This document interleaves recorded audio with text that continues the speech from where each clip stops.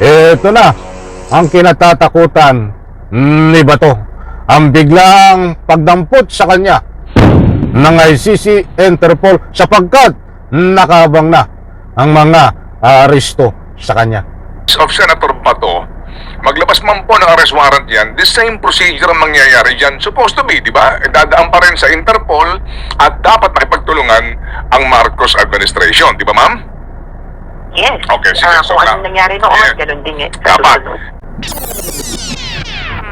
Alright, welcome back to my YouTube channel. I'm Andes Vlog.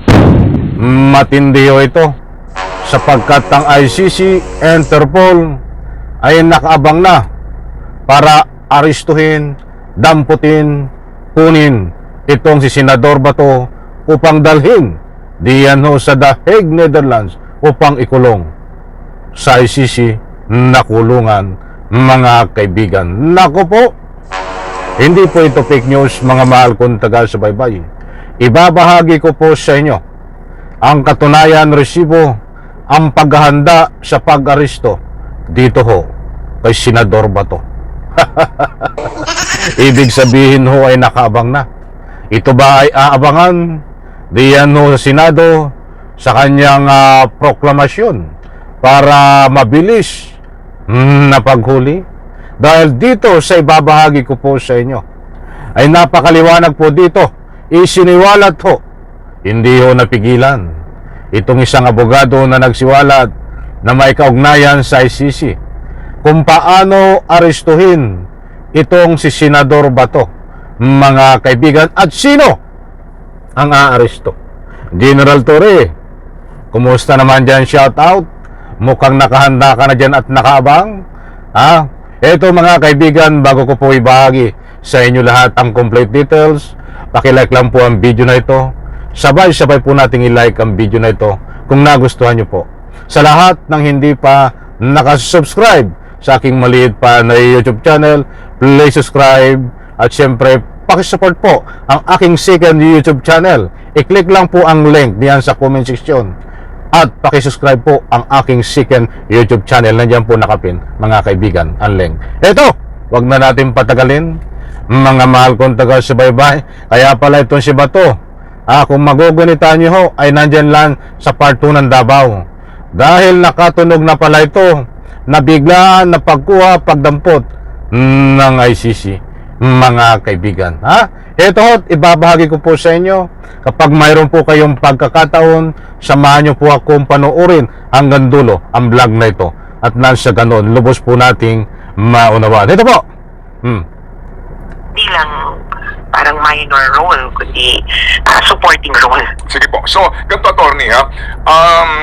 Ang sitwasyon natin ngayon ay si the former president ay tinurn over, no? Ano man po, depende ko nasa ang kampanig yan. Sabi po nila kinidnap, no? Sabi po naman ng gobyerno, hindi. Sila nakipagtulungan lamang sa Interpol. But basically po, yan, nangyari na yan, nandun na nga ngayon sa dahig, naka-confine, no?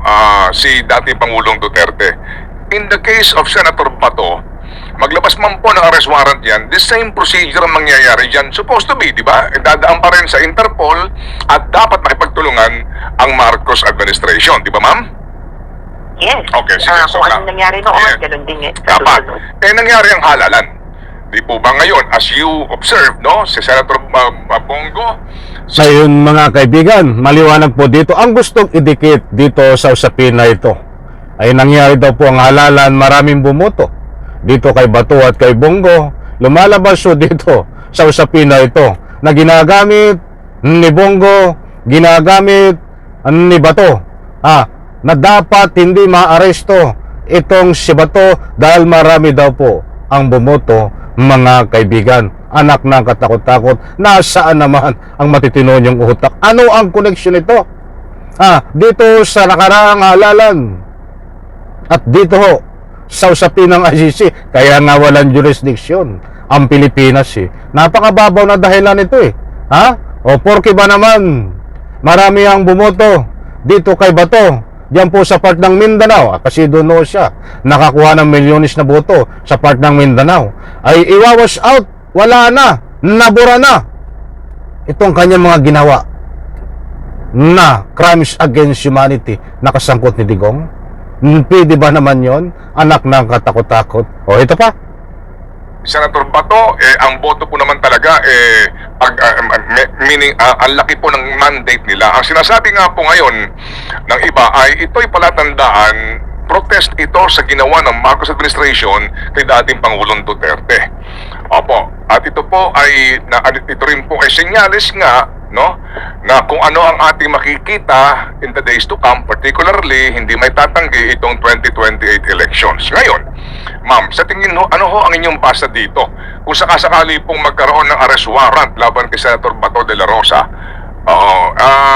gawin pa kaya ito ng Marcos administration? Dahil mukhang sinasabi ho ng iba, ang nangyari po, backfire sa gobyerno po ni Marcos. Pakinggan po natin ito mga kaibigan. Itong sagot ng ni Atty. Conte. Dahil gusto po ang palabasin dito na nagpapakalat ng ika nga po anumang mind conditioning sa taong bayan na kailangang hindi na maaresto itong si Bato. Dahil nga maraming bumoto. Anak na katakot-takot kayo. Oo.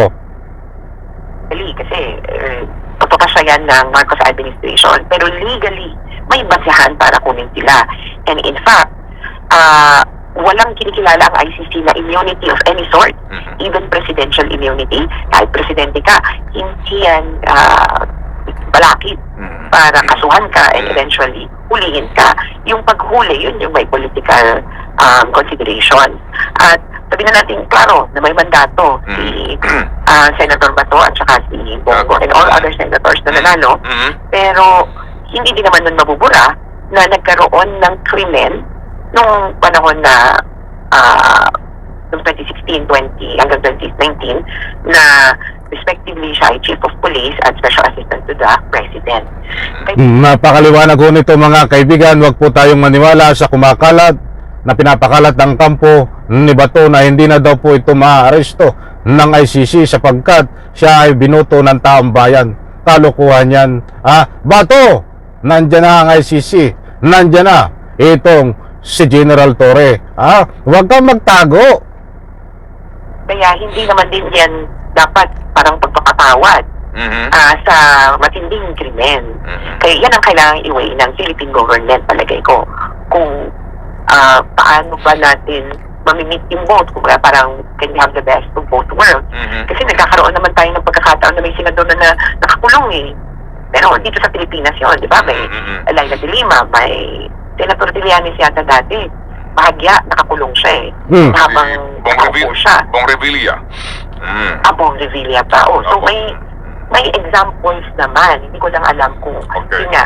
Ayun, medyo mahaba yung interview na yan mga kaibigan kay Atty. Conte. Pasensya na po't pinutol ko. Bigyan natin ng parto. Ang gusto ko lang pong ihatid sa inyo mga taga-subaybay itong nabanggit ni Atty. Conte na itong si Senador Bato ay sunod at nakaabang na naaarestuhin ng ICC, Interpol, mga kaibigan. Alam ko, masasawa kayo na ika nga po sabihin ko ito nahulihin ng ICC. Ganun din sa lagi kong sinasabi kay Digong noon na aarestuhin yung iba ho ay hindi ho maniniwala. But anyway, maniwala po kayo at sa hindi. Mayroon po tayong batayan.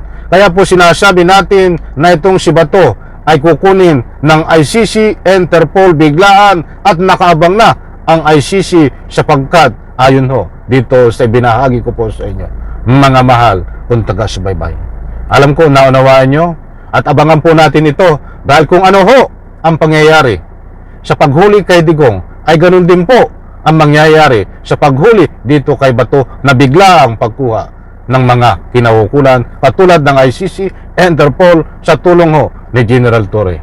Muli po, kabang-abang ho ito, anytime, pwede ho itong maaresto. Sa like ko sa video na ito. Bye-bye. Palakpakan.